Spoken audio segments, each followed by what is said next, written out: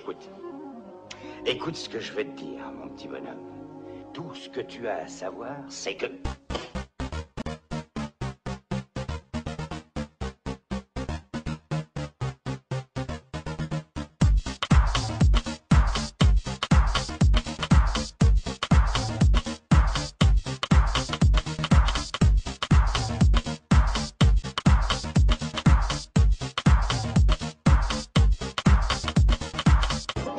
Il en faut vraiment peu, très peu, pour être heureux. Mais oui.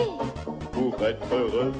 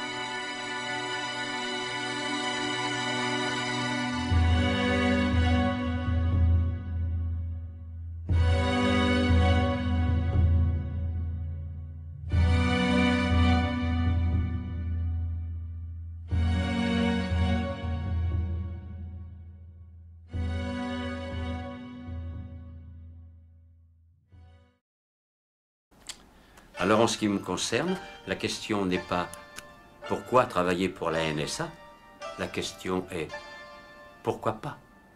Pourquoi je travaillerais pas pour la NSA? Ça, c'est une colle.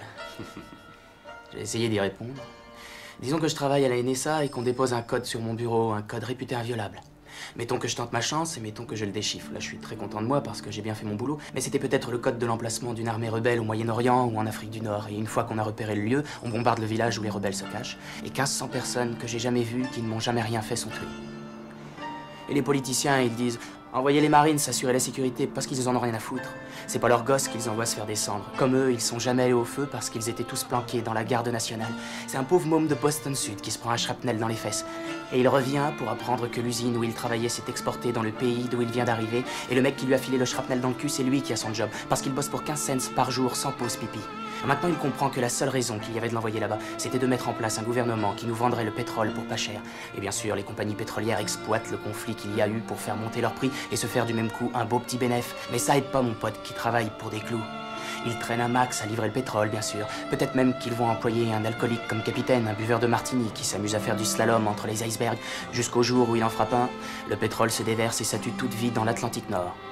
Alors là, mon pote est chômeur, il peut pas se payer de voiture et c'est à pied qu'il se cherche des jobs. Ce qui est pas marrant parce que le shrapnel qu'il a eu dans le cul lui a filé des hémorroïdes. Et puis en plus, il crève de faim parce qu'à la soupe populaire, on lui propose comme plat du jour de la morue de l'Atlantique Nord avec de l'huile de moteur.